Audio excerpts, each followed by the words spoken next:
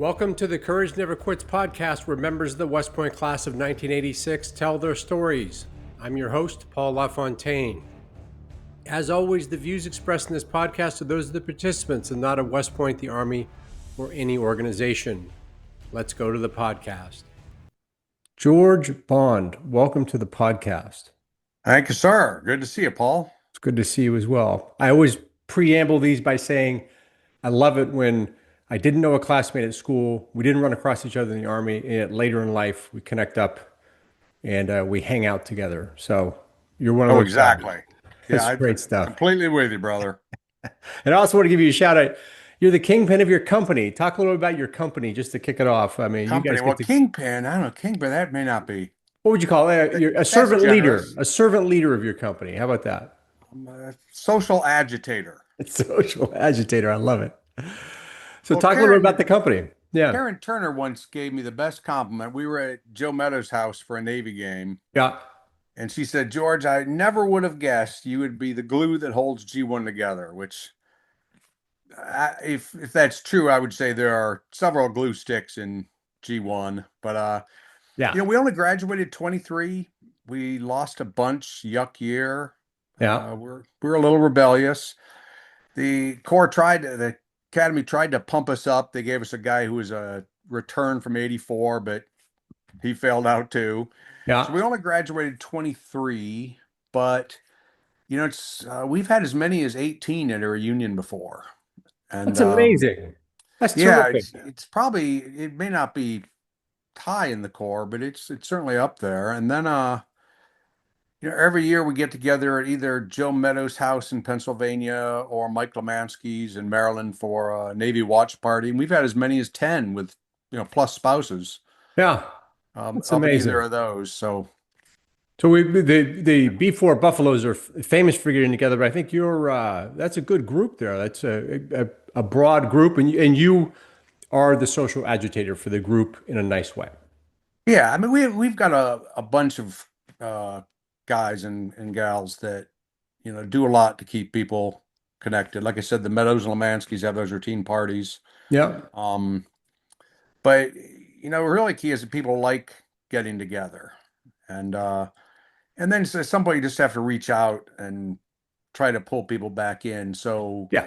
for example, when we met you up in Myrtle Beach with Bradley and Lemansky that weekend, the next day we got Ed Froelich, who none of us had seen since '86, Right.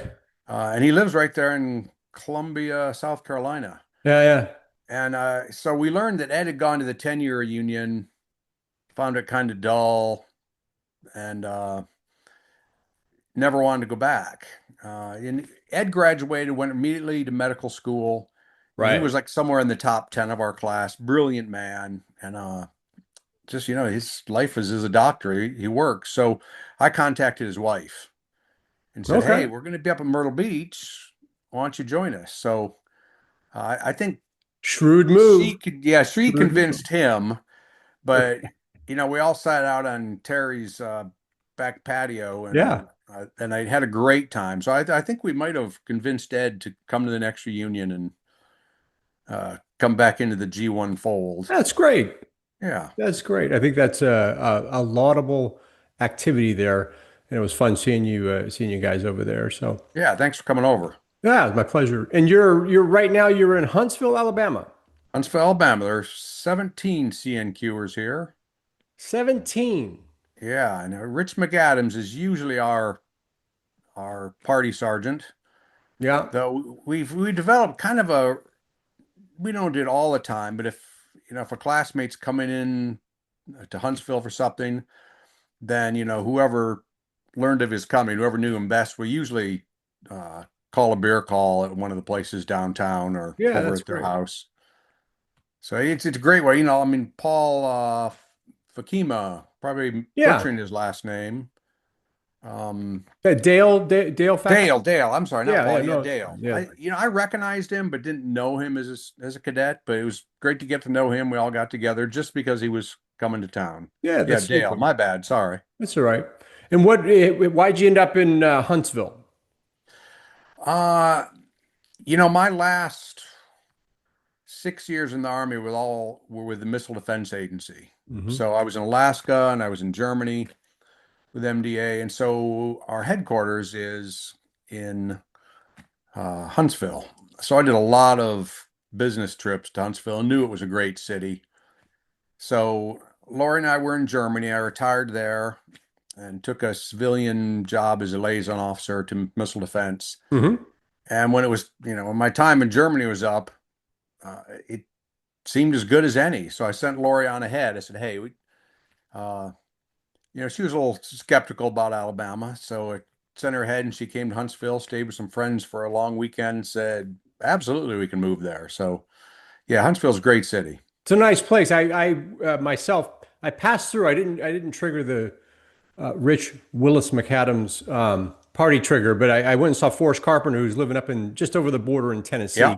Drove yeah, we through. see a Nice lot. place. Yeah, Yeah, yeah. he has a Forrest great. and Nikki. Yeah, Yeah, he's got a great spread there. he's got a great But spread there. That's a nice set. next time you come, just come stay with us. We have a couple extra bedrooms. We'd There you love go. to I'll to trigger have the you by. party. Actually, the truth was I was in touch with Rich, and he was out of town that weekend, so it just didn't work out. But that's fine. Yeah, next time. But it's not too terrible a trip from Myrtle Beach. So Yeah, it's so under 600.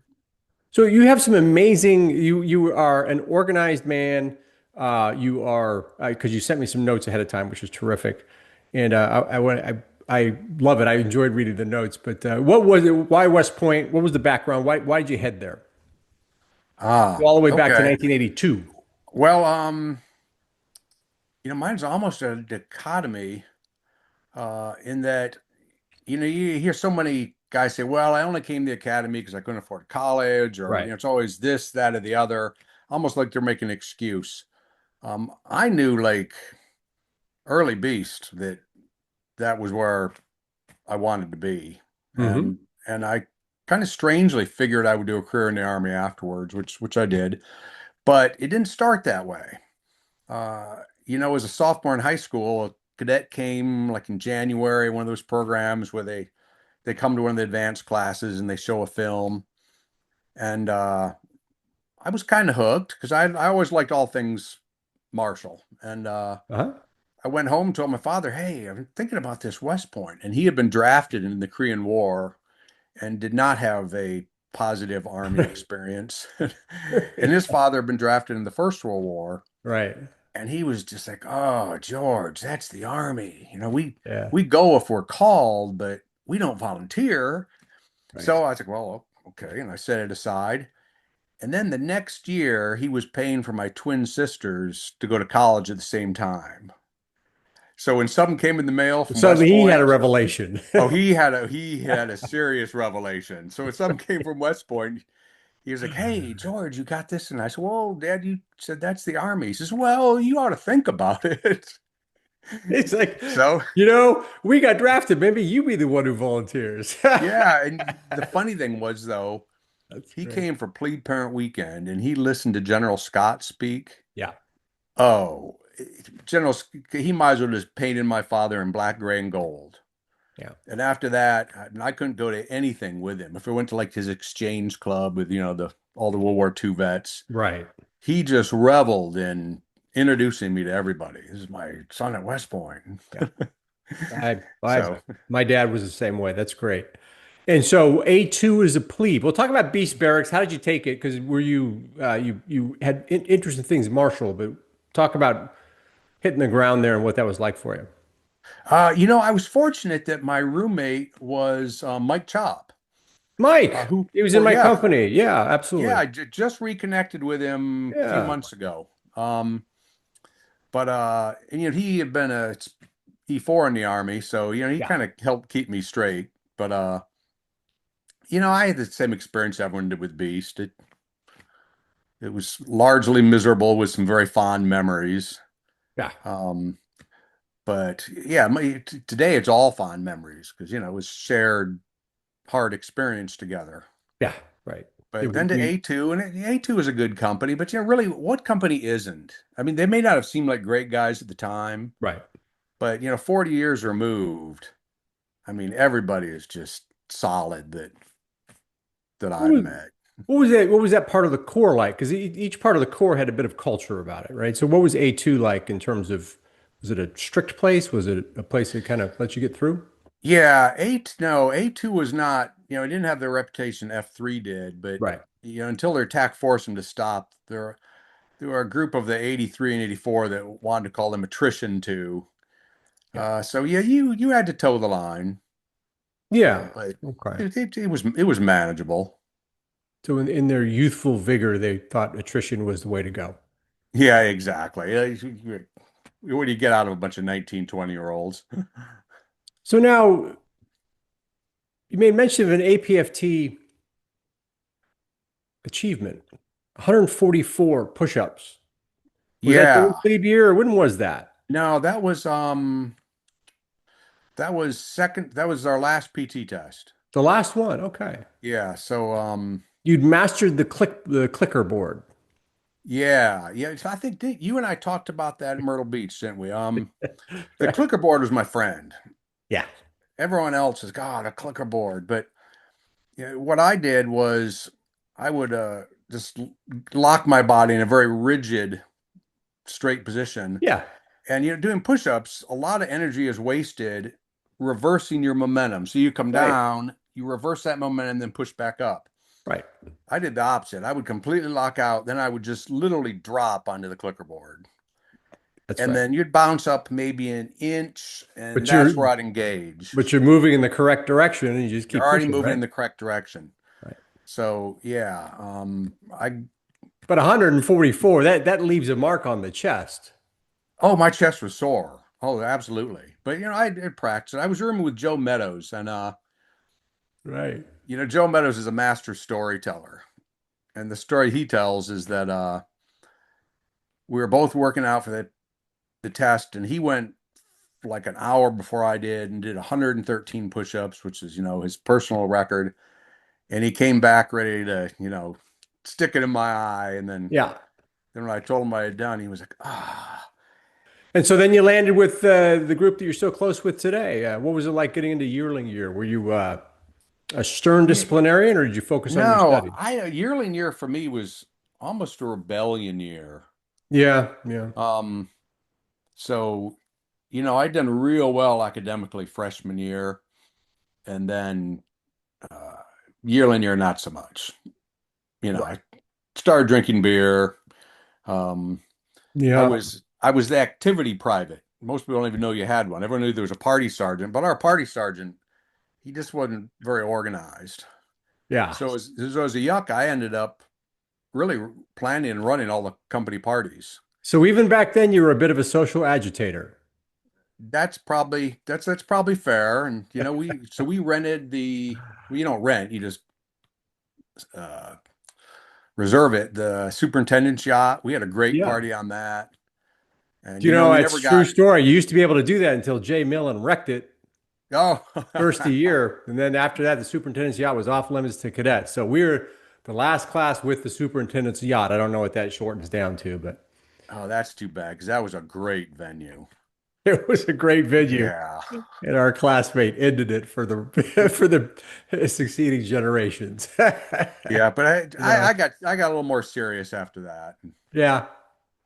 I think we all sophomore year were kind of casting around. Those of us who put our head down fresh plebe year just to get through it. The Right. following year, we poked our heads up and tried to figure ourselves out a little bit. That makes sense. And I have long faulted the academy. As straight as I generally was as a junior and senior, I've long faulted the academy that they forget that cadets are college kids. Right. You get 18 to 20-year-old kids, they're going to do stupid stuff. Right. And so, I'm not sure if you knew Chris Marsh. Chris and I were in A2 together, and then we were in G1 together. Okay. And still very much in contact, but Chris was a college kid. Yeah. Yeah. Yeah, and junior year he traded uniforms with a midshipman at the Navy game, which would have been okay, but then he came back over to G1 and Dan Schron grabbed him around the neck and they had to like they were pretend fighting. Well, it got caught on national television. So the Army didn't, West Point didn't accept it. But you know Yeah. that Chris graduated from Columbia in 87. He Hmm. worked about 10 years directly for George Lucas. Yeah. Then he went to Disney, where he left a few years later as a VP. You may have seen him on Facebook. He was the general manager for the WWE and along the whole Pacific Rim. So you'd Ah, see look at you'd that. see Facebook posts with him in a three-piece suit with John Cena. There you go. And today he went from Ottawa to Australia. Now he's in Cambodia with the State Department. Now But we that's a couldn't co career. we couldn't commission him an officer because he was a college kid. Was that staged Army Navy fight the end of his time, or was it a It series of? was. I mean, Chris had been kind of wild before Yeah, that, he probably but had yeah, some just indicators before that. yeah, and he Which, still does when he's in the States. He still does a lot with G1. I mean, yeah, there he's you our go. 24th grad. Right, right. We've got a few of those from my company as well. So, It's good they stay in touch. and what was your area of focus at the academy? Were you sports? Did you study mostly? Where did you spend your time and your attention? Wow. I worked pretty hard academically. Did you? I mean, I graduated somewhere just inside 100, I think, which will make you think, oh, he's came easy. And it really didn't come that easy. So yeah, I did work pretty hard, but I've been a gym rat my whole life. So, I usually after dinner I'd head to the gym. So, Sure. uh, so yeah, pretty much like anyone else. But no, I never did anything. I was never a core squad athlete. So you I were kind just of a pride good myself. cadet. You were just a good Yeah, I cadet. actually that's fair. I had my share of trouble. I Yeah. walked a few hours, What? How many yearly year, of total? course.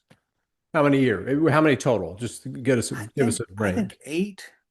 8. That's great. Yeah, I dodged. I won't bore you with details. I dodged probably a 20-hour slug, really with the help of our tax, a tack like Yeah. me. But Some tax. I think I had also had a tack that was not that interested in having us reduce our academic standing by spending a lot of time in the area. So if we were generally good cadets, where other tacks were really making a point, kind of like the attrition group that you ran into in A2 when you first went in, right? So they yeah, all, they all have different approaches. yeah. Now that said, there was a pretty good group of guys in A2. I still actually occasionally stay in touch with some of the A2 83 crew, Oh, really? a couple of 85. Well, I just ran to one. I was getting ready to go to Iraq and as an individual and went to the prep course, whatever you call it, the 5 day, and ran into him, and then No kidding. friendship ensued.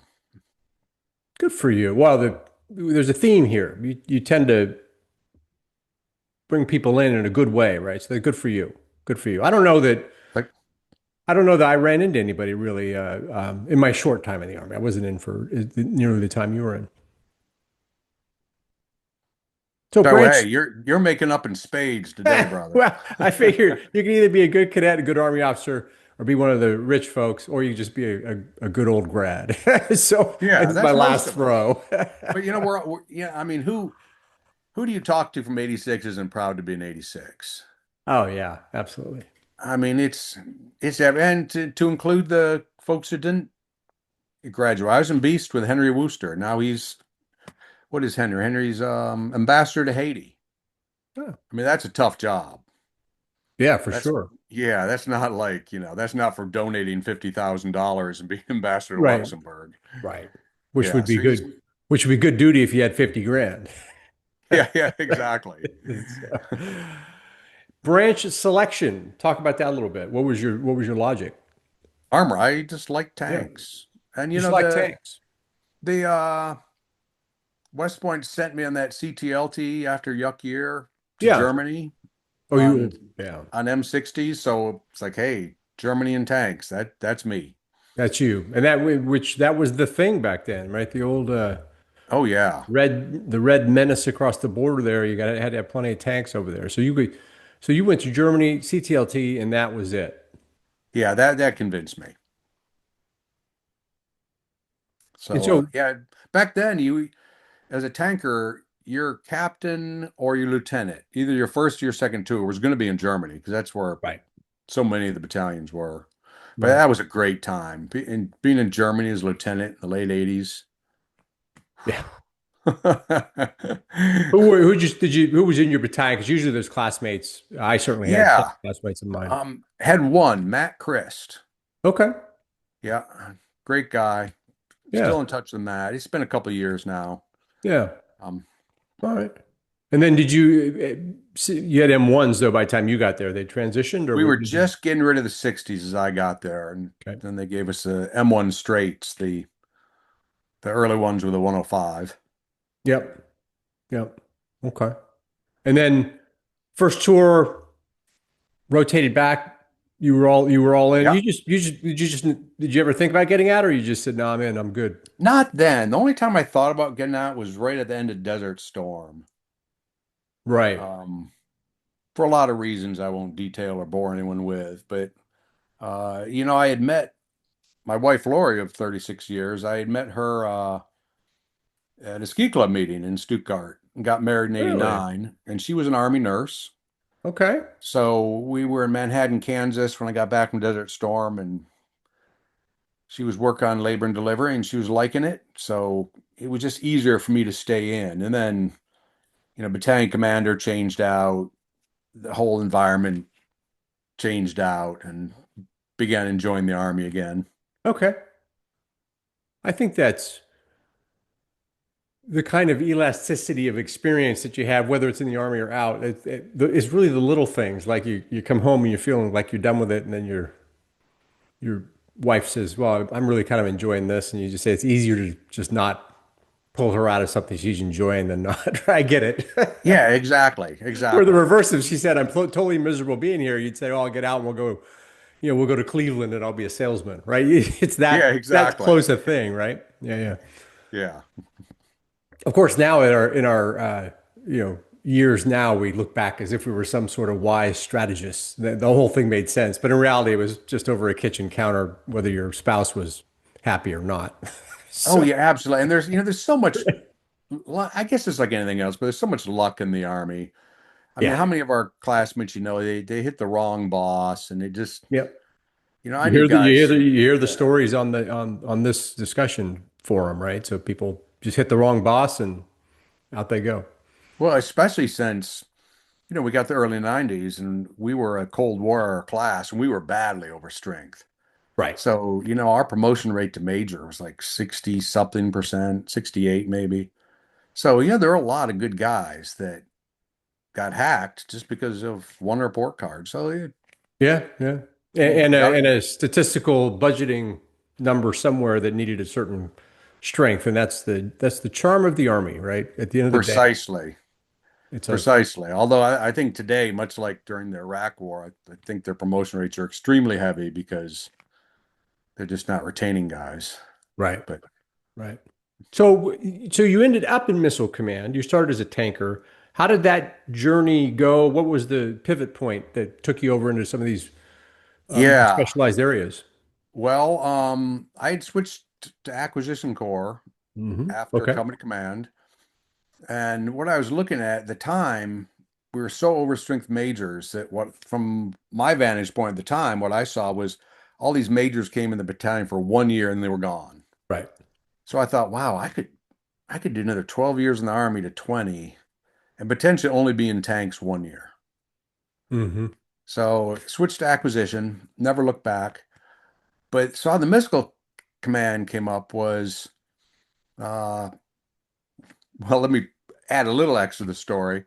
We had been in Fort Hood, Texas, Fort Bragg, North Carolina for 5 years, and Lori got used to the warm weather, and she said, I'm not sure I ever want to live north of Mason-Dixon line again. And then when the command board came up and I put in a preference, I said, hey, how about Alaska? And she said, sure. So they gave me what I Well, wanted, well, how did she and make that big a switch? oh, you met Lori. She is so flexible Right. and just, yeah, you give her rotten apples, she's going to make an apple pie. And it's going to There be you great. go. Yeah, So she rolled So with it. That's great. Good for she rolled you. with it, yeah, and Yeah. we loved it. So went up and took command of the Arctic Test Center in Interior Alaska, and great job. I mean, Which it is was one kind of of the job. coolest. I mean, we've talked about it in person, but it's one of the Yeah. coolest gigs, man. Oh, it really was. It's one of those few jobs that on Sunday you look forward to getting to work on Monday. oh man. And so I wrapped that up and almost retired up there in Alaska, but it just didn't feel quite right. So I Yeah. went over to Iraq kind of for a stint. And while I was there, I got this call saying that um, General O'Reilly in the Missile Defense Agency, he was looking for a colonel who knew Alaska. And that was a population of, in the acquisition corps, that was a population of one. Right. So I interviewed for the job with him from Iraq, and the interview was precisely this: do you know Senator Stevens? Yes, sir. And do you know Governor Murkowski? Yes, sir. When can you start? And so, See, that's well, the inverse of all those people who are the to major, the 60% to major, right? When there's too many people is a problem. When there's a population of one, suddenly those are your job exactly. interviews. And Senator Stevens, who was very powerful, he was making missile defense. They spend millions of dollars on odd projects in Alaska. Right. So that's how it happened. And then after 4 years, right before O'Reilly retired, he asked me, "Hey, you going to retire? What are you going to do?" And I said, "Hey, you got that job in Germany that's opening up." And so he moved me, and it was a great gig. Yeah. It was a great gig. So what would someone in acquisitions be doing in Iraq, assuming you can talk about it? I mean, Oh that's yeah, yeah, right. yeah, yeah. You're not down Most there. people say I can't talk about it. Yeah. 20 years later. Right. Um, no, what happened was there was a lot of rapid uh, deployment of kit. Could be weapons, striker, anything, you name it. Yep. And so a lot of this stuff didn't go through a whole lot of comprehensive testing before it was sent over. Hmm. And some of it was just like received from industry. And one battalion would get, four flux capacitors. And so we wanted to know what works, what doesn't. So I took a team of 20 over there, some NCOs, mostly captains and majors. And these teams would go out to all the divisions in Iraq and Afghanistan, and they would survey them about what's working, what isn't. Huh. Yeah, it was really so. I mean, I was what people called a fobbit. Yeah. Well, Uh, somebody had to be. yeah, exactly. I so Yep. I'm always very careful to make sure people know that yeah, I was not kicking indoors. Right. Right. You're not as exciting on the YouTube shorts, but hey, because No, no, you watch those and everybody's always complaining about the fobbits. It's like, well, there you are, right? Somebody's yeah, got to make sure that the piece of equipment that industry sent worked. right. That was my job. And it's my daughter was 14 at the time. Right. And so she said, "Dad, is this going to be safe?" And I said, "Well," I said, "The Army doesn't pay colonels to kick in a door." Right. And just like that, she says, "Well, yeah, because you'd kick it in, then you go, oh, my back, my back." Oh, by sciatica, right? Yeah, by sciatica. Although, with that, um, when I was gone, our cat had died, and Lori wanted to get a new cat. So she had gone to the Humane Society, and she saw this beautiful rag doll cat had been dropped off. And the lady at the Humane Society said, "Well, if you want that cat, you really need to decide quickly because that is not going to last." And so Lori drives to school where Sarah's a freshman in high school, and Sarah is called out of class with teacher says, "Oh, Sarah Bond, you need to go to the office to meet your mother." Yeah, so here's this 14-year-old girl, her dad's in Iraq. You need to come meet your mother. So she Not, comes down in a yeah, not tizzy. delivered with a sensitivity. Yeah. Precisely. Right. It's all about delivery, isn't it? And she said, "Is Dad okay?" "Yeah, Dad's fine. We need to go look at a cat." Right. And we need to take these two captains with us because they're the ones that drove me over. Oh, okay. Yeah, Everything's yeah, fine. exactly. And wearing dress greens. Right. Yeah, right. Oh my goodness. There's a family story there. Oh, um, and so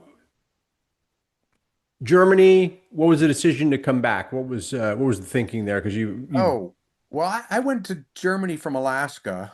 Um, and I was fairly senior at the time, and I thought, well, I'll just stay in this job in Germany to 30 and then go from there. yeah. Well, then the Army announced this early retirement board.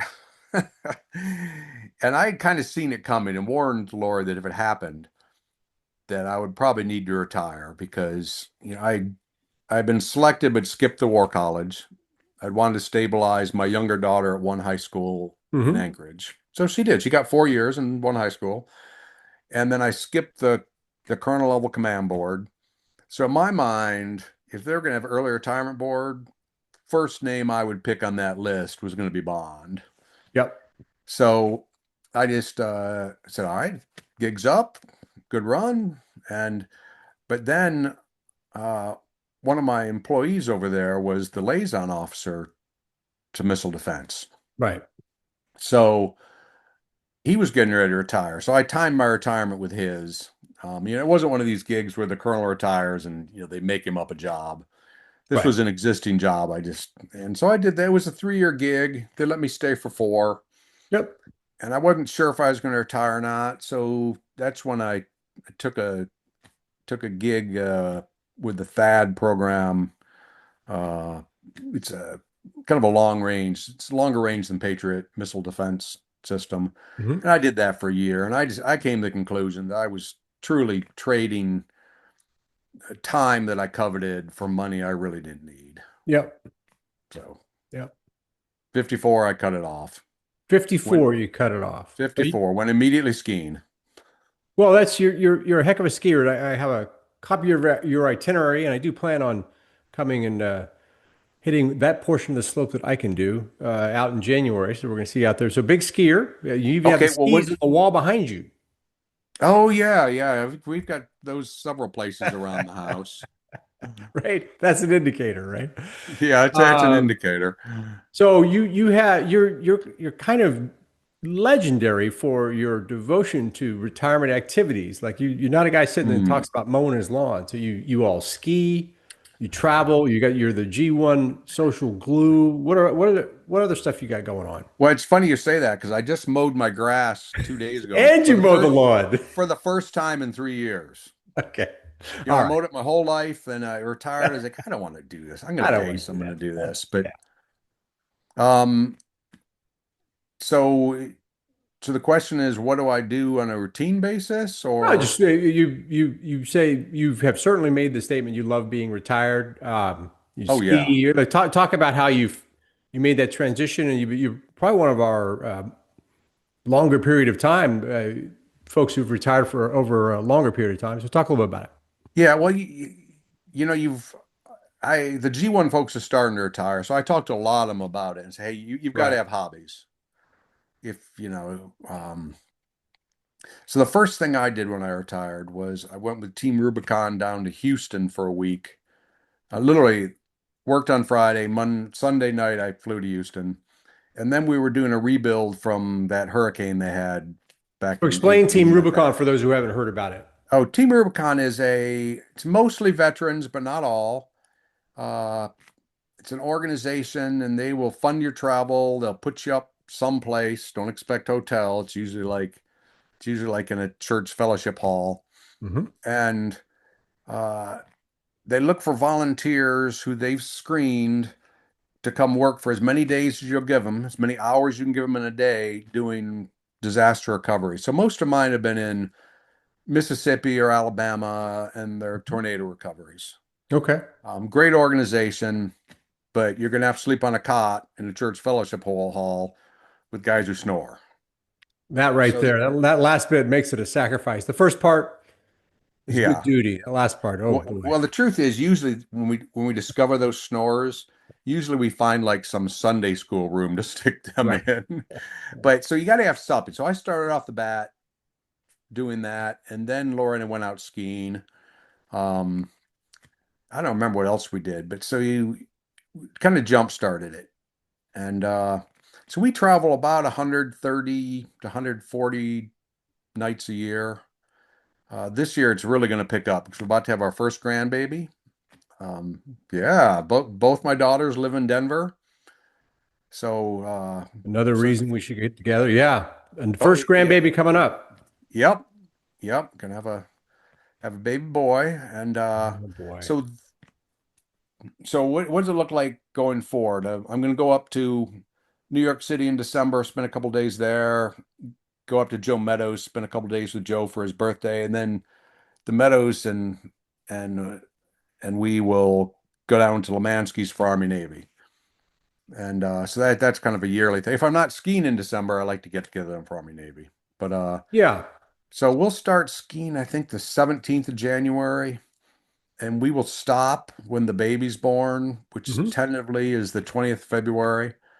Okay. I've rented a house out there for a month just to help. And then we'll race back to Huntsville because I've got a cruise with my sisters planned. And then into April, we always go down to the Gulf Shores to camp. So it's just life. To me, life is about having something to look forward to. You certainly fill your list with lots of great things, that's for sure. We do, and it's going to get Um, busier with that baby. well, I would say your list is going to shorten too, in terms of the priorities, because that certainly is what we see with other friends and classmates. So Absolutely. terrific. So you keep in touch with the G1 group. What's your how much do you do with the academy? Do you go back up there? Do you go to Army Navy games? What's your I have not actually been to an Army Navy game since we were cadets. I enjoy the watch party so much more yeah, because both those houses was split it at have a big viewing room. Um, so I guess I'm kind of on my tail not yeah, doing that, but I just enjoy the social side more than. yeah, Although I would like to get to the G1 guys last year before they came back to Lemansky's house. They went to the Johnny Mac tailgate, right. and then it all started. Originally, we were trying. I think it was 18. We were trying to get a block of like 20 tickets for Army Navy sitting together. It was just extremely hard and very expensive, and that's where we came Mhm. up with that it was the watch party, which I actually came back from Germany to attend. But no, for the academy, I've been back a couple times to visit cadets that I knew, when I'd known them Yeah, when they were younger, and then of course reunions. But that's been about it. I'm not boycotting it by any means, but I lived 8 years in Alaska and 10 of my post uh, West Point years in Germany. So it was often it just wasn't on the path. right, right. So the watch party concept, I think it's an important and interesting idea. Is kind of getting together off-site in small groups. And I myself have not gone to an Army Navy game. Mike Nelson I was talking to him. He said that he actually goes to the tailgate and doesn't go to the game, so he Yeah, bypasses that that's whole what thing, G1 did. which is actually Yeah. quite smart because you got all the people there. You still get to see everybody rather than sitting and then you can go watch the game on television where it's a little more comfortable. So that's clever. I myself am more of the small group format, so we're probably similarly wired that way. Well, and we were convinced in 19 was the Snow Bowl year Right. for Army Navy. And so Mike Smith and his brother Rodney from Class 85, they and their wives had gone to the game. And after the game, they came down to Mike's house and they were literally frozen. Right. And, by the time they got there, we'd forgotten about the game and we're just back on to socializing and partying. Who's Be like, this ice cube yeah. walking in? Yeah. Yeah, maybe we made the right call. You know, We do get to a lot of Army games though. I mean, Laura and I, we hosted some G1 crew here for the UAB weekend. you did, yeah. Yeah, and then went down and tailgated with both a combination of Huntsville and G1. Had a great tailgate. Next year we'll do the same for Memphis. Okay. I think Come that's the on way to down. go. I've all done a lot of stuff off-site games like that. It's a good way to go because you get to catch people a little closer to home. Yeah. Well, one of the Yeah. best times we had together was the 35th reunion in Dallas. That was great. That was one because, Mark Bradley's wife, Marianne, had the presence of mind to ask the hotel to put all the G1 couples all in one row. So Laura and I brought a That's couple very, tables. It that's was great. because we brought a couple tables, a toaster oven, and every morning we would lay out breakfast right there in the hallway. So G1 would all get together every morning, That's toast terrific. bagels, drink mimosas, and that allowed us to coordinate for the day. So, from there it was an easy day to pack up and carpool together and end at the same spot to break everything back out for a tailgate at the game. Because What a the great reunions, idea. we get a good crowd and they stick together pretty well. Yeah. I think that's a terrific idea. Is those little tactical things make the difference? That's the social glue, right? Those small things, particularly the mimosas. That's very gluing. I like that idea. Oh yeah. And Yeah, well, you met Terry James. oh yeah, Well, he introduced us to the Peach Crown Royal Mimosa, which that sounds all fluffy. I mean, for a hardcore bourbon drinker, but yeah, ooh. we all have a contribution to make to the class, and that was Terry's. Oh, That's a Terry has good a one. lot of contributions, but That's a that good was that one. was one of his finest. That's that's almost like doing 144 push-ups, George. Yeah, yeah. What do you do Once upon a now? time. You had you had to navigate a bit of a health thing. You mentioned it earlier, and talk about keeping in shape now and what you do to keep healthy. Yeah, I've kind of been a gym rat since I was about 14. Hmm. And so, uh the cardiac arrest was a pretty good break. But that's been my last significant break from working out. I was jogging to the gym and heart gave out, woke up in the hospital days later with family and friends. Yeah, yeah, yeah, It's much better memory for me than it was for Lori, who had to deal with yeah, all for that. sure, for sure. But I'm not the only one. G1, we were the first class to lose a classmate. John Todd died in a car accident, Hmm. cow year. But since then, we've lost no one. And we've had a couple cardiac arrests, Yeah. and we had one really serious heart attack. And then, of course, that pulmonary embolism I mentioned. I think we've had four cancers, but everyone survived. So Okay. I'm ruining the day. I have to go to a G1 funeral. Yeah, for sure. Some companies less fortunate, sadly, but Oh yeah, most of them. you all are wounded but not KIA'd. So Precisely. so you all made it through. But now you're eating healthy. You keep what kind of exercise routine do you keep now? Because Danny Stradler came out and he's famous for his exercise routine. So let's talk about the George Bond routine, Yeah, Dan, he's one of my heroes. The right? long snapper. Most people don't know who the long snapper is unless you know football. But then now he's coaching freshman football in Right. California. Um, so I get up most mornings between 6 and 7. Hmm. Uh, and then I'll get up, drink the better part of a cup of coffee while I read. I mean, a pot of coffee while I read. And then I head out, usually run about 5 miles. Well, run. I mean, let's call it Yeah. jog. I jog about 5 miles and then come back. I always try to keep a honeydew list of things to do around the house. Hmm. Um, and then I bike to the gym, work out generally about an hour, bike back. And that's about it. That's pretty routine. I probably run 6, 7 days a week. The gym is 6 days a week. Yeah. And then the real challenge is keeping it up on the road. Right. So, I'm always trying to get a hotel uh, with a gym or a ski lodge with a gym. Hmm. But it So just, once, a gym in these hotels actually is pretty much a standard feature now. So it's easier and easier now. it is, but a lot of them, um, a lot of them aren't really great. Sometimes you get in a gym and all it has is a treadmill and a bike, both of Right. which I'm not big on. But yeah, I can get quite a bit done with a set of dumbbells. So, Hampton Yeah, Inn, those, I can make it work. absolutely. And then travel, the um, skiing, social. I mean, you're really ticking on all cylinders here. So you're like you're a model for what a retirement should look like. But you've been practicing it now because you've actually Yeah, been I've retired got for a 7 while. years of experience. Yeah. 7 years of Yeah. experience. I'm Well, behind you like now. I'm at 4 now. that's not bad. Four. Yeah. Okay, Yeah. so around 65. Well, we have of the 23 and G1, three of us retired, and I won't give names, but we have Sure. three more I know who are going to retire in 26. Yeah, that's when everybody's kind of hitting it when they're Yeah, 62, right? at age 62. And so I think our socializing will increase as these guys start retiring, That's the hope, right? despite That's the hope. grandkids being around.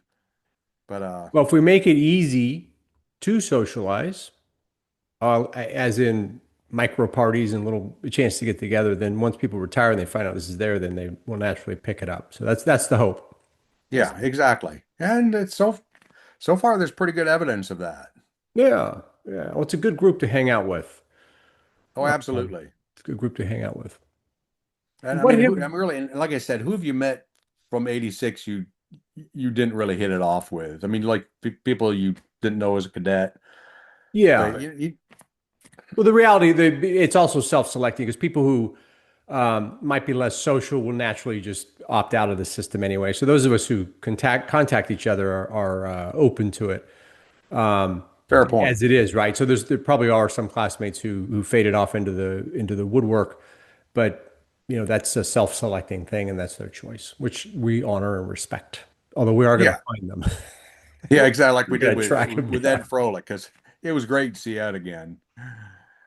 And it's funny when Absolutely. you see someone you haven't seen in 39 years and you remember all their mannerisms Isn't it and amazing? and they haven't changed. Isn't Yeah. it amazing? They haven't changed. It's certainly we're all looking a little more leathery, perhaps. A few of us looking a little larger than we were back in the day, but really the mannerisms are the exact same. Absolutely right. That's great. What haven't we covered today, George? Part I of the don't know, problem is brother. I really enjoy spending time with you, so I know a lot about you, so I'm probably skipping over like the really detailed questions. So what haven't we talked about that you want to share with the class? I can't think it. I'll probably think it. It's like a good comeback. You When will. someone slays me, my usual comeback is, I'm going to text you in about 6 hours with my That's right. comeback, and you will be slain. And you will be slain in 6 hours. Well, here's how we'll make sure that we get all that additional material. I want to get the G1 crew on, as many of those will come on, because we can't just let the B4 Buffaloes take all the airtime. So we got to get the G1 crew on it. As many will come, like 3 to 4, and talk about what you guys have been up to, because that's usually fun. People join as a group, but that's how we'll make sure we get all the additional stuff going. We could a bunch of us will be together at Mike Lemansky's house. I think we have seven coming this year. Seven grads plus spouses. That's great. So maybe either on Friday night. Yeah, maybe Friday night we could just get in Yeah, at least and get something going to actually set the example that G1 or share the example that G1 is setting because the reality is the company is the most portable and quick way to reconnect. So if you haven't really been connected over a long time and you're retiring and you got a little bit of social time, reconnect with old company mates is certainly a first good step. And then meeting new, faces and names is fine too. But getting back with company mates is a great way to go. What you're doing with G1 is terrific. So well, I I've got a lot applaud of you. help from that crowd. I mean, like Yeah, you said, I mean, I for haven't. sure. I'm a little out of the way to host Army Navy. Otherwise, I Yeah, would happily do so. But and if Terry James keeps coming up with those mimosa ideas, goodness gracious, I might have to become an honorary member. well, we always meet at Terry's place in Myrtle Beach for Labor Day. Okay, well, So you don't have to ask me twice. exactly now that you know us all. Oh, it's terrific. George, thank you for the time. You are, it's great. We're connected personally, which is great. And I really enjoy talking to you. And I'm sure the classmates are going to enjoy seeing this conversation. All right, as did I, sir. Thanks, Appreciate your man. time. All All right. right, I'm going to courage hold never on. What? quits.